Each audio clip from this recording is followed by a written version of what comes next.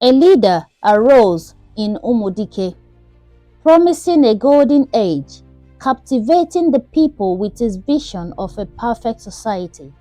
But as his reign unfolded, his ideals crumbled, exposing deceit and broken promises.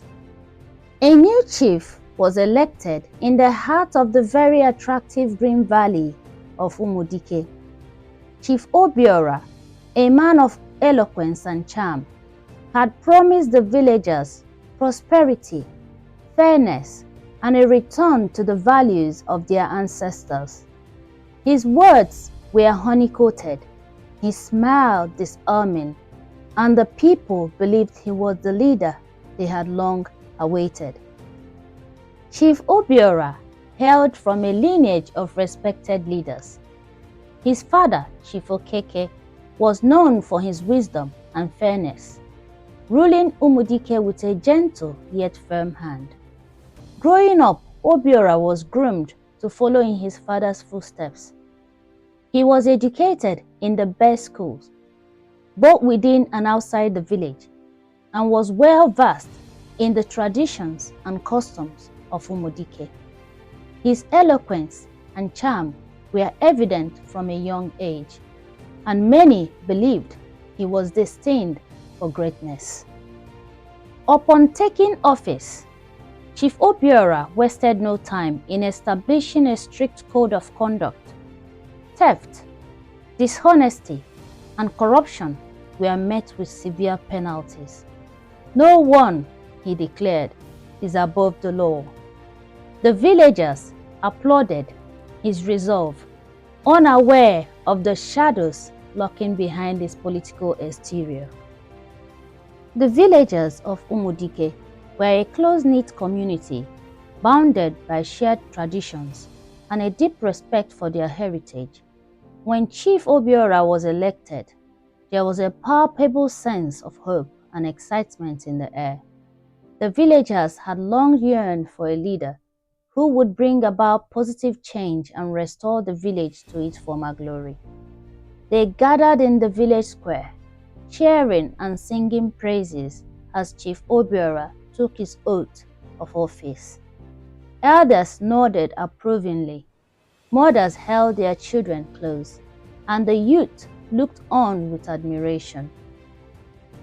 The chief's promises resonated deeply with everyone, from the oldest elder to the youngest child.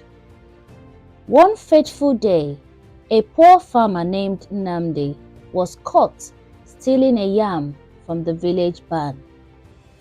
Nnamdi, a widower with 3 hungry children, had acted out of desperation. Yet, Chief Obiora showed no mercy. He sentenced Nnamdi to 5 years in the village prison, a punishment that sent shockwaves through Umudike. Justice must be blind, the chief proclaimed as Nnamdi was led away in chains. But as the seasons passed, rumors began to circulate. The village treasury, once brimming with funds for schools, roads, and healthcare, was mysteriously depleting. The young men of the village, sharp-eyed and restless, noticed Chief Obiora's newfound wealth, his sprawling mansion, his golden staff, and his lavish feasts. The whispers grew louder. The chief was stealing from the very people he had sworn to protect. Eventually, the whispers became a roar, and a formal investigation was launched. The villagers were stunned when overwhelming evidence surfaced of Chief Obiora's embezzlement. He was arrested and brought before the Council of Elders to face justice. However, true to his cunning nature, Chief Obiora employed a team of corrupt lawyers who manipulated the legal system and secured his release on bail. This blatant miscarriage of justice further enraged the villagers, but Chief Obiora's defiance did not end there. Afraid of persecution, the disgraced chief resorted to intimidation. He sent thugs to threaten witnesses, disrupt council meetings, and spread fear among the villagers. Those who dared to speak out against him were met with veiled threats and acts of vandalism. Yet the people of Umudike, led by the fearless young men of the village, refused to be silenced. In a desperate bid to overturn justice, Chief Obiora attempted to bribe the elders in council. He approached them with bags of money, hoping to sway their judgment. Some of the elders, tempted by the wealth, accepted his bribes, but secretly resolved to prosecute him regardless. They believed that justice must prevail, and they could not let the chief's corruption go unpunished. Others, however, refused to touch his corrupt money, standing firm in their commitment to integrity and fairness. The youth leader, Chike, rallied the villagers under one message: justice must prevail. "We cannot allow fear to rule us," he declared during a gathering at the village square. "If we let this man go unpunished, we betray everything our ancestors stood for." The villagers, united in their resolve, decided to take matters into their own hands. They gathered once more at the chief's mansion, armed with no weapons, but with their courage and their collective voice.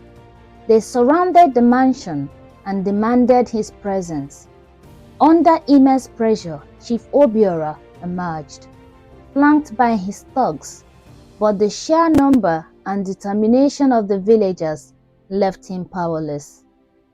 The Council of Elders, backed by the villagers, issued their final verdict. Chief Obiora was to accept his sentence for his crimes or face permanent banishment from Umudike. The villagers made it clear that his reign of corruption and intimidation was over.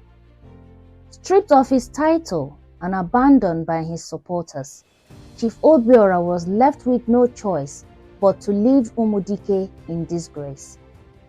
His wealth and power could no longer protect him, for the strength of the united village proved mightier than any of his schemes. Nnamdi was released from prison, his dignity restored, and the youth of Umudike became the symbol of a new era of justice and integrity.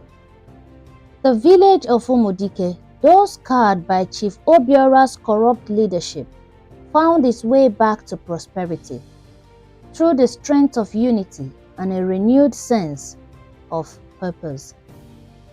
They did not just repair the damages caused by Chief Obiora, they also rebuilt the fabric of their community. The new leader, chosen by their honesty, dedication, and unwavering commitment for the people, worked tirelessly to restore the broken trust and heal the wounds left by previous hardships. In the process, the people of Umudike rediscovered what it meant to support one another, whether it was through shared labor, open conversations, or acts of kindness. The once fractured village grew stronger, not only because of its leaders' guidance, but because every member embraced their role in the collective healing.